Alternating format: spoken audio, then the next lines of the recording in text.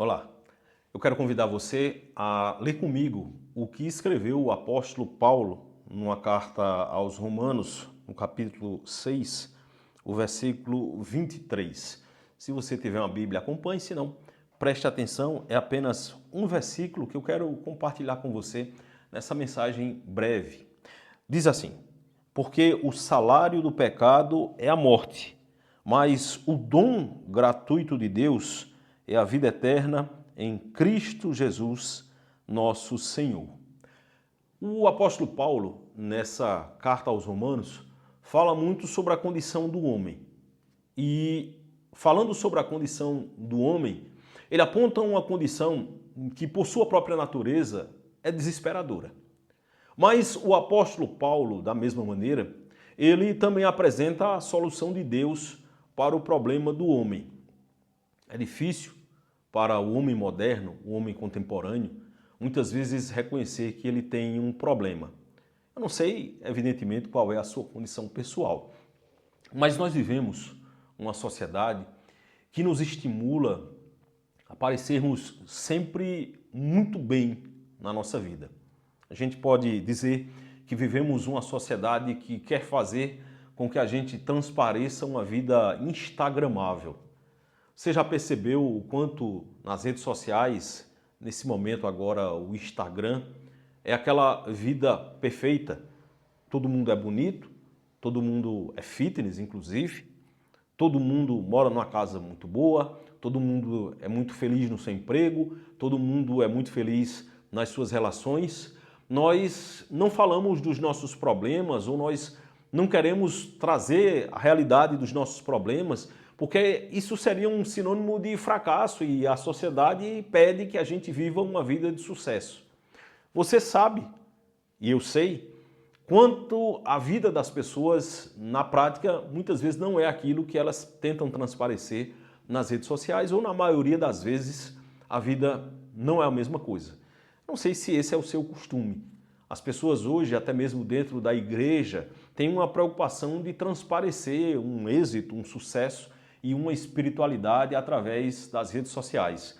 É impossível hoje estar na igreja, no culto, sem estar fazendo poses ali no momento que está orando, que está louvando e sair disseminando isso na rede social, porque a impressão que nos dá é que no mundo que nós vivemos hoje, os círculos só se completam e todas as coisas da nossa vida só se efetivam e acontecem se a gente publicizar como se fosse algo muito grandioso através de redes sociais. Isso tem muito a ver com o homem. A rede social é um reflexo do homem, claro, da nossa personalidade, do nosso hedonismo, do nosso narcisismo.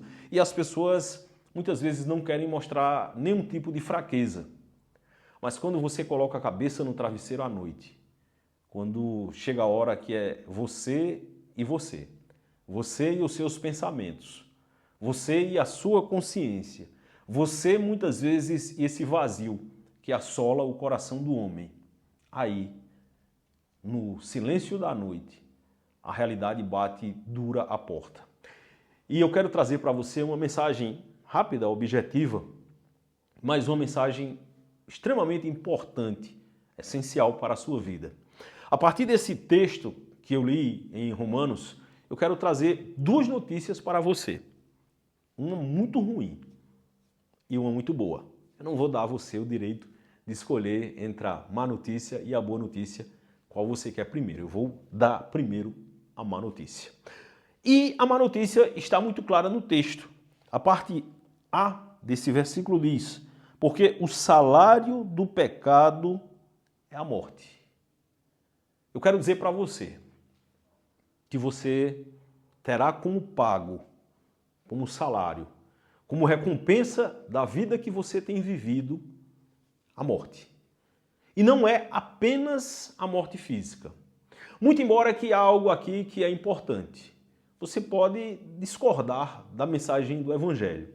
Você pode não aceitar a mensagem que está ouvindo agora. Você pode relutar com a dureza do que eu lhe falo, dizendo, mas eu sou uma pessoa boa, eu não roubo, eu não assassino, eu trato bem o meu semelhante, eu faço caridade, eu vou na igreja.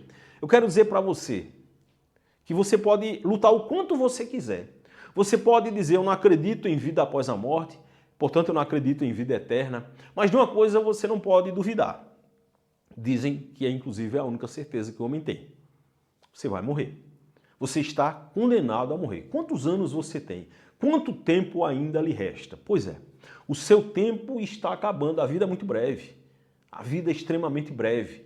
Hoje você é jovem e quando você é jovem pensa-se que tem um domínio sobre o tempo e todo o tempo do mundo, mas o tempo passa muito rápido. Quando você pensar que não, você casou, você teve filho, você chegou na meia-idade, os seus cabelos ficaram brancos, caíram os seus cabelos, o tempo passou, aquela beleza vai se desfazendo, a vida vem chegando ao fim. Pergunte agora aos seus avós, pergunte agora aos mais velhos e eles vão dizer o quanto tempo passou rápido. O seu tempo está acabando e você tem uma certeza na sua vida.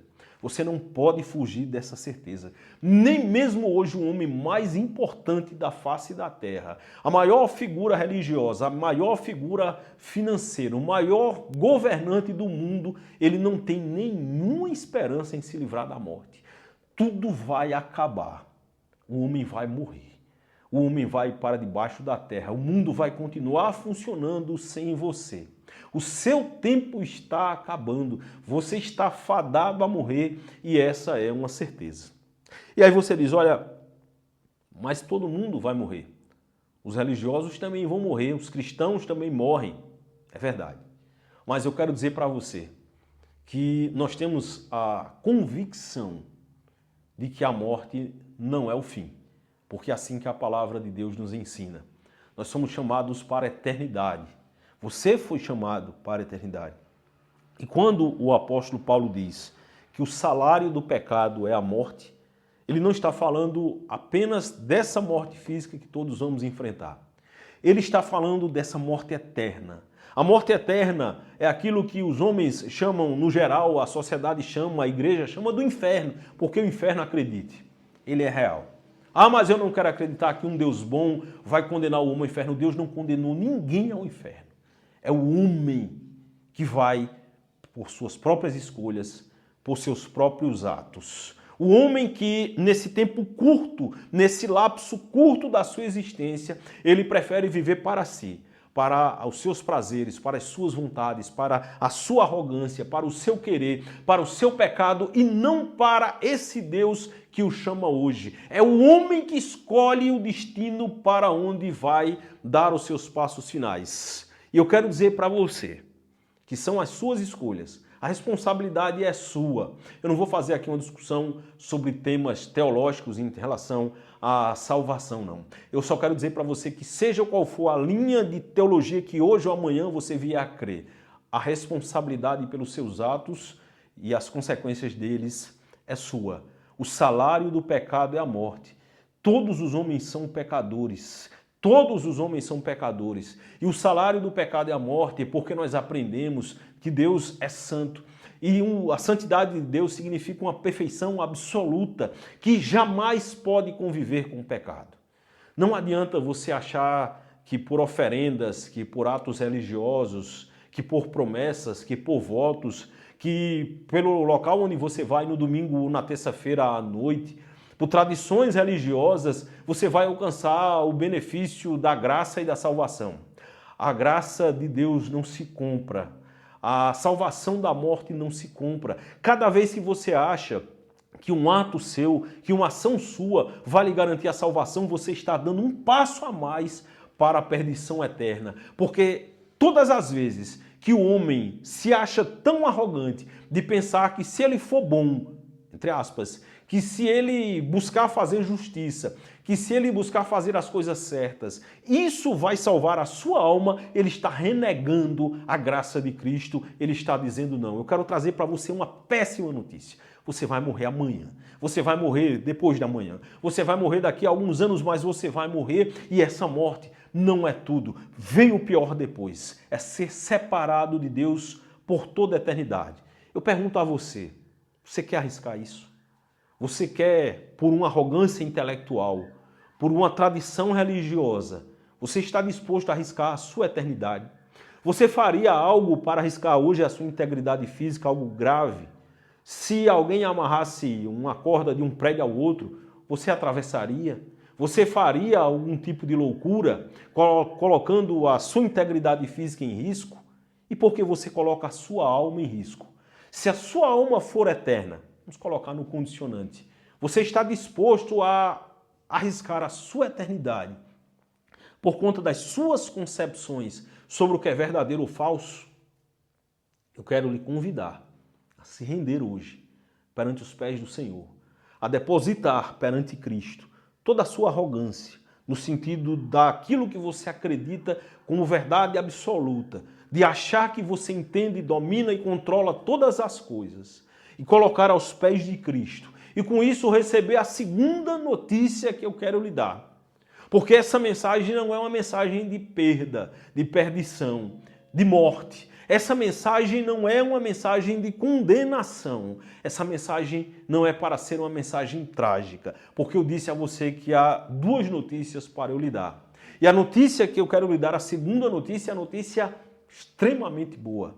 Se o salário do pecado, a recompensa do pecado é a morte, o apóstolo diz que o dom gratuito de Deus é a vida eterna em Cristo Jesus, o nosso Senhor. Veja só, o dom gratuito de Deus é o presente que Deus dá de graça. Eu quero lhe dizer que o presente que Deus dá de graça é a vida eterna. Se nós falamos sobre perdição, se nós falamos sobre condenação, se nós falamos sobre pecado, eu agora quero lhe dizer que existe um presente pronto para ser entregue a você. E esse presente não é pago, é como eu disse a você, não é pela sua bondade, pelas suas obras, por aquilo que você fez ou deixou de fazer. É um presente gratuito, e ele é gratuito porque não havia como o homem comprar. O homem não pode comprar a redenção dos seus pecados pela sua própria obra. A redenção dos nossos pecados foi comprada na cruz do Calvário, quando Cristo substituiu a mim e a você naquela cruz, morrendo em nosso lugar para pagar pelos nossos pecados. E é por isso que a palavra diz que o presente de Deus para o homem pecador é o dom gratuito de Deus, é a vida eterna. Se nós falamos de morte eterna como uma má notícia, eu quero trazer para você hoje uma boa notícia. Deus chama você para viver a eternidade na presença de Cristo, com Cristo para todo sempre. A morte não vai ser definitiva. Você não nasceu para estar morto. Você não nasceu para morrer para sempre. Você não nasceu para morrer e ser condenado para sempre. Há um presente gratuito de Deus pronto para ser entregue para você. E o fato interessante é que esse versículo tão pequeno, ele encerra todos esses princípios explicando no final. É o dom gratuito de Deus, é a vida eterna. E aí há uma sequência no versículo. Em Cristo Jesus, o nosso Senhor.